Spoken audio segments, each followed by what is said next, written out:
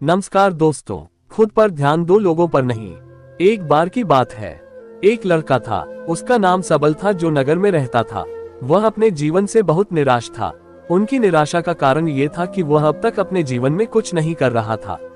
उसके माता पिता उसे ताने मारते थे कि आपके सभी मित्र कुछ न कुछ कर रहे हैं, लेकिन आप अभी भी घर बैठे हैं।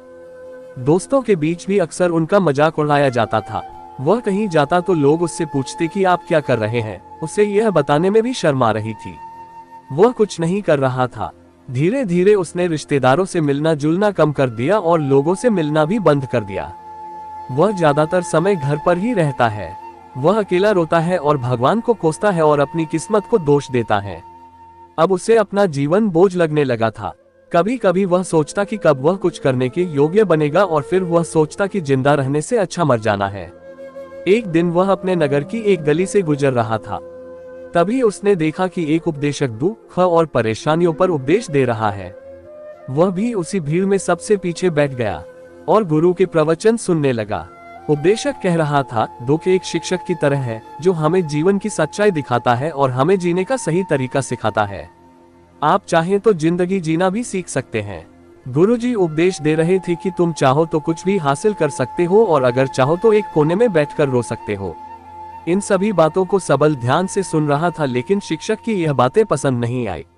उसने खड़े होकर कहा कि कुछ भी सिखाने से दुख दूर नहीं होता, इसमें केवल दर्द होता है। दुख की पीड़ा अनंत है, ऐसा लगता है कि इसके बाद कुछ होने वाला नहीं है। इससे कुछ भी फर्क नहीं पड़ता है, इसके सामने तो मौत भी छोटी लगती है। उपदेशक ने कहा, फिर तुम्हारा दुख क्या है? सबल ने उसके सामने अपनी सारी व्यथा सुनाई और पूछा, मेरे दुख का कोई उपाय है तुम्हारे पास? ये सुनकर शिक्षक मुस्कुराए और बोले, तुम उस दिन मेरे पास आओ जब आपके जीवन में वास्तविक दर्द हो। मैं आपकी समस्या का समाधान अवश्य करूंगा। ये कहकर गुरु वहां से चला गया। सबल ने सोचा, कहीं मेरा दुख नकली तो नहीं है? क्या मैं जिस दर्द से गुजर रहा हूँ वह नकली है? मेरा दुख कोई नहीं समझ सकता। जब माँ बाप नहीं समझते तो गुरु क्या समझेगा? उनके दुखों से व्यथित होकर सबल ने एक फैसला लिया कि अब वह कुछ करेगा। सबल ने एक छोटा व्यवसाय शुरू किया, पर उसे सफलता नहीं मिल रही थी। लेकिन उसके घर वाले पूछते हैं कि क्या वह कुछ कोशिश कर रहा है। वह अपने व्यवसाय में लगा रहा और धीरे धीरे उन्हें सफलता मिलने लगी।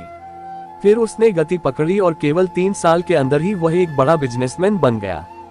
अब सबल के आसपास ऐसे कई लोग थे जो उसकी परवाह करता था, जो उससे प्यार करता था।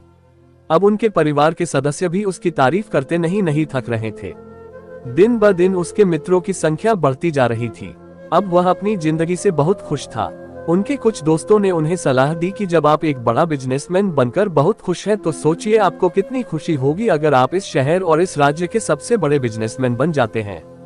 कितने लोग आपसे जुड़ना चाहेंगे, आपकी कितनी बड़ी ख्याति होगी, और स्वयं राजा भी आपसे दोस्ती करना चाहेंगे और जरूरत पड़ने पर ही आपसे पैसे उधार लेंगे।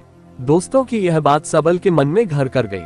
अब वह और पैसे कमाने की कोशिश करने लगा, लेकिन उसे ये सब बहुत ही जल्दी चाहिए था। वह समय बर्बाद नहीं करना चाहता था। उनका अधिकांश समय इन चीजों को प्राप्त करने में गलाने लगा, इसलिए वह ऐसे काम करने लगा जो सही नहीं था। उसने बड़ा उधार लेना शुरू कर दिया। उसके दोस्तों से पैसे की मात्रा और अधिक मुनाफा कमाने के लालच में वह अपने माल में मिलावट करने लगा।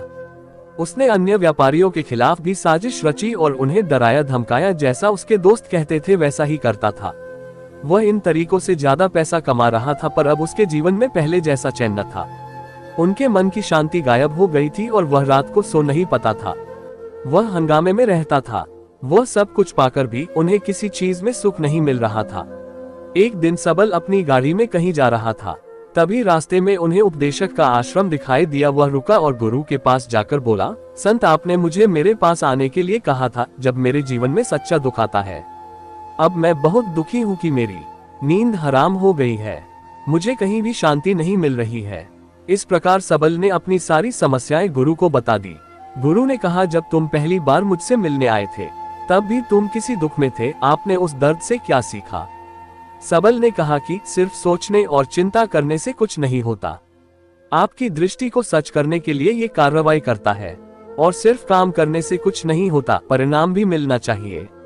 जब आपको लगता है कि आपका लक्ष्य हासिल नहीं होने वाला, तब राह में चाहे कितनी भी मुश्किलें आ जाएं, मन कितना भी निराश क्यों न हो, कितना भी लगता हो कि अब कुछ नहीं होने वाला है, तभी विश्वास करें, मैं जो भी कर रहा हूँ उसमें अवश्य सफल होऊंगा। खुद पर ध्यान दो, लोगों पर नहीं। लोग केवल सफल लोगों का सम्मान करते हैं। कोई कितना भी अच्छा क्यों न हो, वह हमेशा लोगों की नजरों में बोझ बने रहते हैं। ये सब सुनकर उपदेशक मुस्कुराया और बोला, जब आपके पास है तो यह वास्तविक दुख नहीं है। अपने जीवन में वास्तविक दुख आए तब मेरे पास आओ, मैं उसे ठीक कर दूंगा। सबल ने जाते समय साधु को सोने के सिक्कों से भरा घड़ा भेंट किया। घड़े को देखकर गुरु ने कहा कि यह मेरे किसी काम का नहीं है, उस पेड़ के नीचे गड्ढा खोदकर गाड़ दो। सबल ने घड़े को पेड़ के नीचे दबा दिया, जैसा कि गुरु ने बताया, और वहां से चला गया। कुछ दिनों से कारोबार ठीक चल रहा था, लेकिन व्यापार के गलत तरीके के कारण धीरे धीरे उसे व्यापार में घाटा होने लगा। उसकी सारी दौलत धीरे धीरे खत्म होने लगी और एक दिन ऐसा भी आया जब उसके पास कुछ भी नहीं बचा और उस पर कर्ज का बोझ चढ़ गया था, परंतु वह निश्चिंत था, क्योंकि उसने अपना सारा कर्ज अपने दोस्तों से लिया था। उसने सोचा कि उसके दोस्त बुरे वक्त में उनके साथ खड़े रहेंगे, लेकिन ऐसा कुछ नहीं हुआ। जैसे ही बुरा वक्त आया, दोस्त पहले उससे कर्ज मांगने लगे। अगर उसने कर्ज नहीं लौटाया, उन्होंने उसे जान से मारने की धमकी भी दी। उनके सभी शुभचिंतक और प्रियजन उससे दूर हो गए। उसके दोस्त जो उसके साथ मस्ती किया करते थे, अब उससे दूर भाग रहे थे। उसका परिवार उसकी गलतियां और कमियां गिनने लगा। उनकी सारी संपत्ति नीलाम कर दी गई और उसके पास कुछ भी न बचा। जब उसने अपने पिता से मदद मांगी, पिता ने कहा कि मेरे पास थोड़ी सी संपत्ति है, मैं तुम्हारी माँ को क्या कहूँगा अगर मैं तुम्हें दे दूं? ये संपत्ति हमारा अंतिम उपाय है। सबल के मन में गहरा दुख छा गया। उसके आसपास कोई नहीं था जो उनके दुख को समझ सके, जो उसे संभाल सके। जनता के इस विश्वासघात के कारण वह अंदर से टूट चुका था। वह सोचने लगा कि अब जीने का क्या मतलब है, अब मौत ही मेरा सहारा है। वह आत्महत्या करने के लिए पहाड़ी पर जा रहा था, तब से उसे याद आया कि उस शिक्षक ने उससे कहा था, मेरे पास आओ जब तुम्हारे जीवन में वास्तविक दुख हो। सबल गुरु के पास गया और अपनी सारी व्यथा सुनाए। आंखों में आंसू लिए उसने कहा, हे गुरुजी, मेरे दुख का निवारण कीजिए। गुरु ने कहा, जब जीवन में असली दुख होता है तब मेरे पास आ जाना, मैं इसे जरूर ठीक करूंगा। सबल ने कहा कि ये क्या हो रहा है, मेरी जिंदगी में अभी दुख नहीं है तो आखिर असली दुख क्या है? गुरुजी ने सबसे कहा कि पहले आप मुझे बताओ, आपने अपने दुख से क्या सीखा? सबल ने कहा कि मैंने वह सीखा, जो लोग हमारे जीवन में आते हैं वह हमारी सफलता और प्रगति के कारण वो हमें धोखा जरूर देंगे, क्योंकि बुरे समय में वे हमारे साथ नहीं खड़े होंगे। वे अच्छे समय में ही हमारा फायदा उठाएंगे और बुरे समय में हमें छोड़ देंगे। उन लोगों पर ही भरोसा करें जो हमारे बुरे समय में हमारे साथ खड़े रहते हैं, लेकिन ऐसे लोग बहुत कम होते हैं। लेकिन जिनके पास है उन्हें उनकी सराहना करनी चाहिए, उनका अपमान नहीं करना चाहिए। मैंने कभी भी किसी के खिलाफ साजिश नहीं रखना चाहिए। अपना काम ईमानदारी और धैर्य से करें और कभी लालची मत बनो।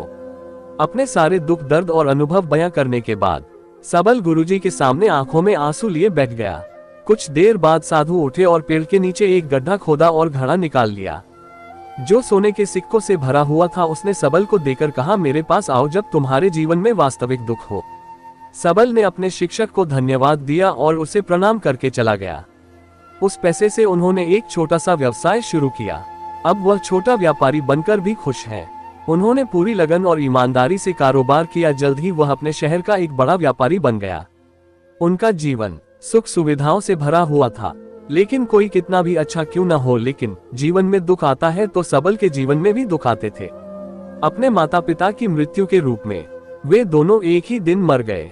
सबल अपने माता पिता से बहुत प्यार करता था, इसलिए उनके निधन से उन्हें गहरा सदमा लगा। वह शवों को ले गया, दोनों को शमशान घाट ले गया जहां अंतिम संस्कार किया गया। वहां उसने अपने माता पिता का शव जलता हुआ देखा तो उनका मन बेचैन हो उठा। उसके मन में कई सवाल उठने लगे। वह घर वापस आ गया, इसलिए उसने अपने माता पिता के घर और संपत्ति को देखा जिसके लिए उनके पिता हमेशा लड़ते रहे। आज जो छूटा पड़ा है, जिन्होंने इसकी देखभाल की, इसके लिए लड़ने वाले इस दुनिया से चले गए। उसके पिता ने जो कुछ कमाया वह सब यही रह गया। एक दिन पहले तक उसके पिता मारपीट करते थे किसी के साथ उसकी संपत्ति के लिए। आज वो खुद इस दुनिया से चले गए। उसका मन ऐसे अनेक विचारों के बवंडर में था। वह अंदर से अकेला और डरा हुआ महसूस कर रहा था। वह खाली महसूस कर रहा था। उसे लगा कि कुछ है, वह समझ नहीं सका, इसलिए वह गुरु के पास गया। उसे देखकर गुरु जी ने कहा, क्या जीवन में कोई दुख है? सबल ने कहा, वैसे तो जीवन में कोई दुख नहीं है, सब कुछ अच्छा चल रहा है, लेकिन आज मेरे माता पिता का देहांत हो गया है। मैं इस घटना से बेहद दुखी और परेशान हूँ। गुरु जी ने कहा, इसमें दुखी होने की क्या बात है।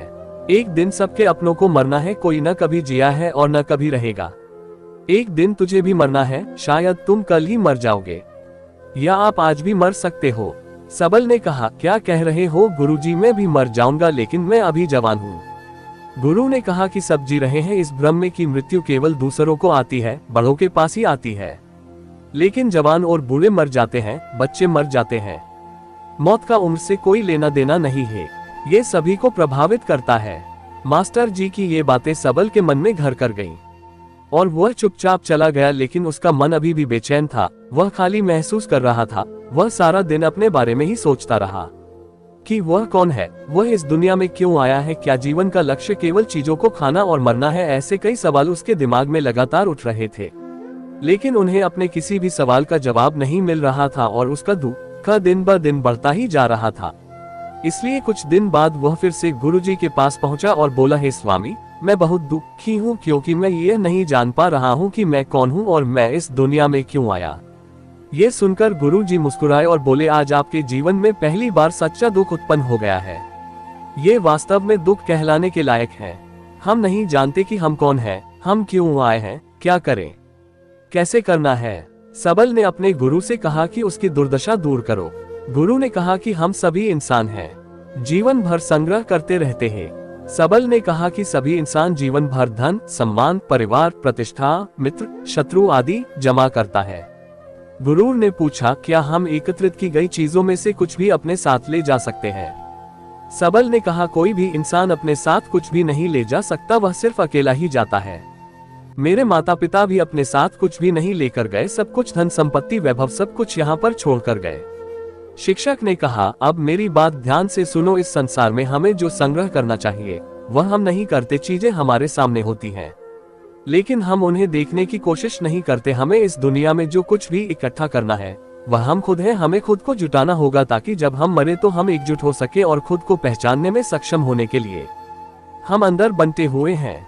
हम प्यार, नफरत, गुस्सा, ईर्ष्या में बंटे हुए हैं। क्रूरता, धन, स्थिति, प्रतिष्ठा, सम्मान, पहचान, धर्म, जाति, सैकड़ों हजारों ऐसी चीजों और इच्छाओं में हम विभाजित हैं और टुकड़ों में जीवन जी रहे हैं। इस विभाजन के कारण हमारी चेतना कभी एक नहीं हो सकती। हमारी चेतना शक्ति बिखरी हुई है, इसलिए हमारे पास इतना समय नहीं है, इतनी ऊर्जा नहीं कि हम मुड़ सकते हैं और अपने भीतर देख सकते हैं। वास्तव में धन, सम्मान और सुविधाओं का अभाव, लोग इसे दुख समझते हैं और जीवन भर के लिए जो दुख कहकर रोते रहते हैं और समाधान खोजने का प्रयास करते रहते हैं, उन्हें अपना समाधान कभी नहीं मिलेगा, क्योंकि जिसे लोग दुख कहते हैं वह वास्तविक दुख नहीं है। ये सिर्फ एक आदमी की इच्छा है, उसकी इच्छा कभी पूरी नहीं होती, इसलिए व्यक्ति को कभी उनके प्रश्नों का समाधान नहीं मिलता। इसलिए इन सब से परे, यदि आप अपने दुखों का अंतिम समाधान चाहते हैं तो सबसे पहले खुद को समेटो। इस दुनिया से अपनी ऊर्जा वापस ले लो और इकट्ठा करो। अपने आप पर ध्यान केंद्रित करो, स्वयं पर ध्यान दो। अपने मृत्यु से पहले अपने आप को जानने की कोशिश करो, बिखरो मत। सबल ने कहा, तो गुरुजी, क्या हम इस संसार को छोड़ दें? हमारी सभी इच्छाओं को मार देना चाहिए, किसी से प्रेम नहीं करना चाहिए, धन संग्रह नहीं करना चाहिए, सम्मान की आशा छोड़ देनी चाहिए। शिक्षक ने कहा कि भावनाओं और इच्छाओं ऐसे बिखरे हुए मनुष्य में से निकल आओ, जैसे कोई पत्थर पहाड़ से गिरे जिस पर पर्वत का कोई वश नहीं है सिवाय देखने के।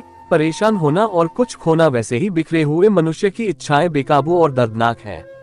उसका अनियंत्रित मन इच्छा करता रहता है और कल्पना करता रहता है और ये दुख देता है। लेकिन जब एक व्यक्ति अपने मन को एकत्र करता है तो वह जो कुछ भी करता है वह उसके नियंत्रण में होता है। फिर उसकी इच्छा से इच्छाएं भी उत्पन्न होती हैं। सबल ने कहा कि आपने मेरे असली दुख का समाधान कर दिया, आपका बहुत बहुत धन्यवाद। अब से मैं खुद को समेटने, खुद को तराशने की कोशिश करूंगा। गुरुजी ने कहा कि मानव शरीर में बहुत ऊर्जा और शक्ति है, लेकिन ये फालतू के कामों में बटा हुआ है, बेकार की बातों में लगा हुआ है। यह एक बहुत ही शक्तिशाली मशीन की तरह है, एक बच्चे के हाथ में रखा जा रहा है और वह बिना सोचे समझे अपनी शक्ति बर्बाद कर रहा है और बिना किसी नियंत्रण के। इसीलिए इस शक्ति पर ध्यान दें, अपनी चेतना, और इसे इकट्ठा करें। सबल को अपने प्रश्नों का उत्तर मिल गया। उसने अपने गुरु का शुक्रिया अदा किया और चुपचाप चला गया। दोस्तों, उम्मीद है आपको ये कहानी पसंद आई होगी। अगर आपको ये कहानी पसंद आए हो तो अपने दोस्तों और परिवार के साथ जरूर शेयर करें। दोस्तों, आज की वीडियो कुछ आपको पसंद आए हो तो वीडियो को लाइक कर देना, चैनल को सब्सक्राइब कर देना।